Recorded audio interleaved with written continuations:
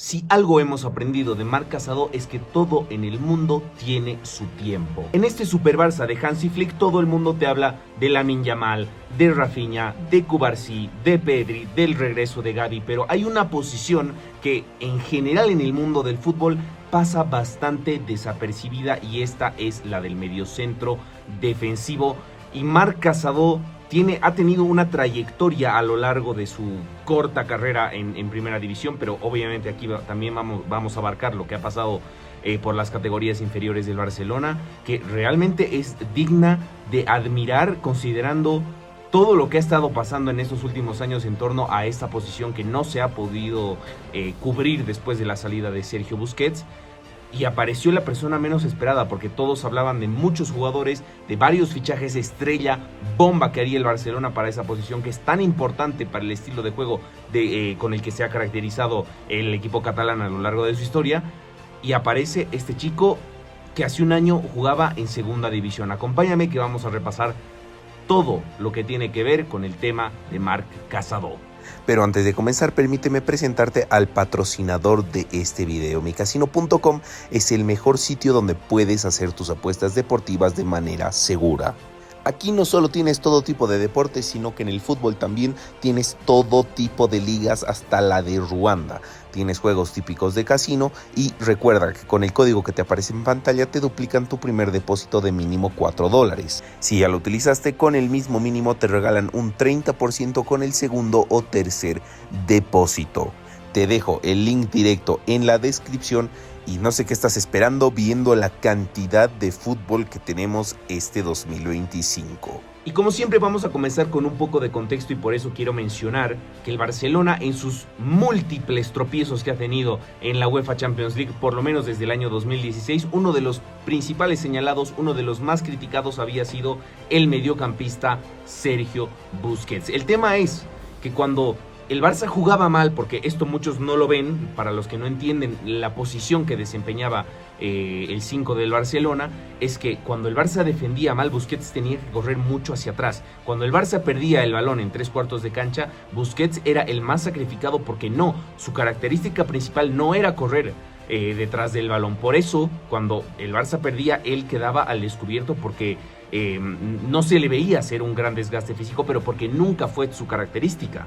Entonces, los últimos años, 2018, 19, 20, ya se hablaba mucho de un relevo para Sergio Busquets y habían empezado a sonar varios nombres. Uno de los principales había sido Sergi Roberto, que su posición original es de mediocentro defensivo. Algunas veces lo probaron de volante, lo probaron de lateral derecho, que fue al final su posición más habitual, pero ya sabemos que terminó de ser un jugador bueno como suplente un par de años, porque los últimos años también de Sergi creo que estuvieron un poco de más.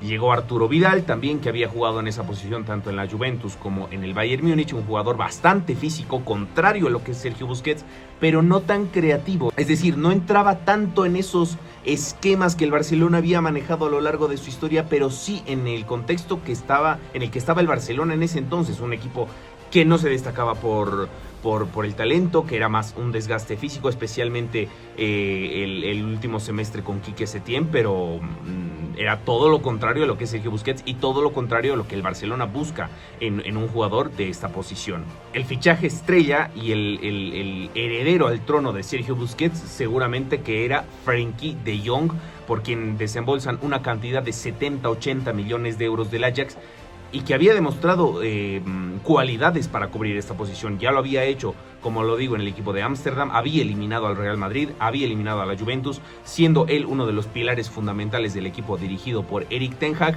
Pero ya hemos visto lo que ha sido Frenkie de Jong, es que nunca se ha podido consolidar en esa posición, nunca le ha podido quitar el puesto a Sergio Busquets, lo que ha provocado que lo prueben en otras posiciones, de volante, incluso de tercer central para sacar el balón, pero nunca le ha podido quitar la posición al mediocentro del Barcelona. Y es que para todos los que han criticado alguna vez a Sergio Busquets, voy a presentarles un pequeño argumento para demostrarles la importancia que tenía con todos los entrenadores del Barcelona, y es que hasta que se ha retirado, hasta que se fue del Barcelona, ha sido titular indiscutible para todos los estrategas que han pasado por la entidad. no voy a mencionar ni a Guardiola ni a Luis Enrique porque Busquets en ese entonces estaba en sus mejores años, pero sí voy a mencionar a Ernesto Valverde, que es cuando, digamos, comienza el declive de Busquets. Voy a mencionar a Quique Setién también. Busquets era titular indiscutible para él.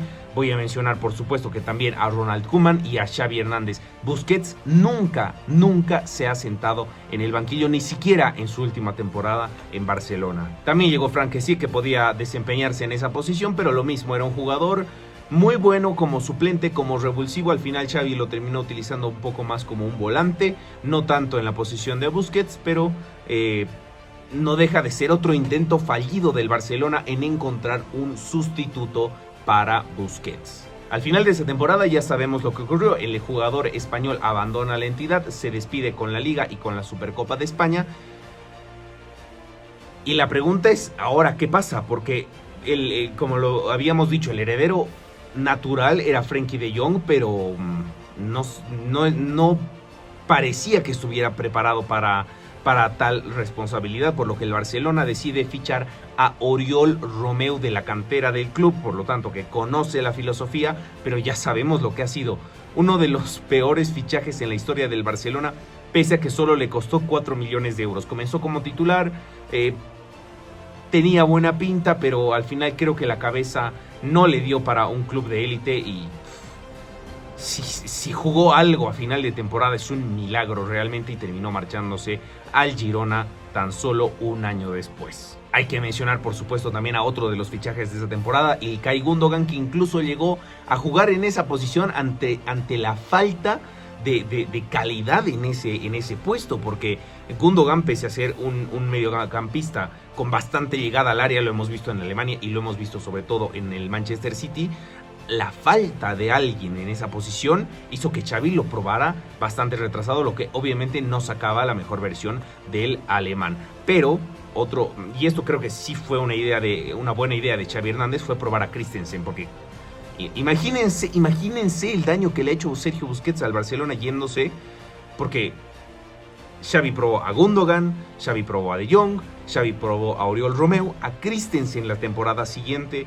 Y aunque el mejor de ellos creo yo que fue el danés, para nada se acerca a lo que fue Sergio. Bueno, llega Hansi Flick y una de las principales alternativas era hacer un fichaje astronómico en esa posición, porque claramente ninguna de las otras apuestas que había hecho el club habían funcionado. Martin Zubimendi, uno que ya había sonado muchas veces, y Joshua Kimmich. Al final no llegó ninguno, pero por la crisis institucional del Barcelona, porque no podía permitirse fichar a Zubimendi por 80 millones de euros, a Kimmich por 50, por lo que tenían que apostar por gente de la casa. Y aquí dices tú, bueno, ¿aquí entra Marc Casado? Pues no, porque el que interrumpe en ese momento es Marc Bernal, que era un jugador de la cantera, 17 años para él, y los primeros partidos se consolida como titular indiscutible para Hansi Flick. Pero como lo dije, cuando uno trabaja duro, cuando uno trabaja fuerte, cuando uno es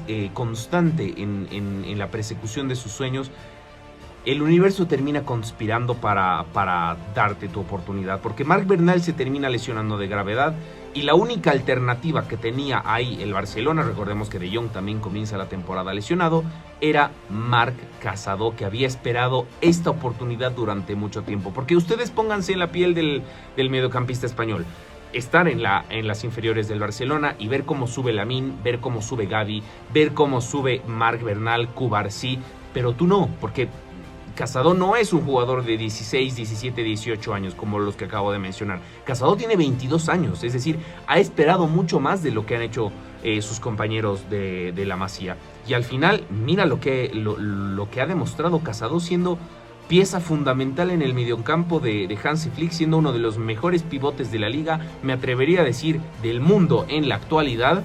Y estoy seguro, ha sentado a Frenkie de Jong, un jugador que ha costado 70 millones de euros, y estoy seguro que si se hubiera fichado a Kimmich o a Zubimendi y teniendo a Marc Casado con este nivel, cualquiera de los dos sería suplente, porque ha entendido la filosofía como estoy seguro que ninguno de los que acabo de mencionar la hubiera podido asimilar. Entonces, al final tuvo su recompensa, es pieza fundamental, ya se ganó su convocatoria a la selección española.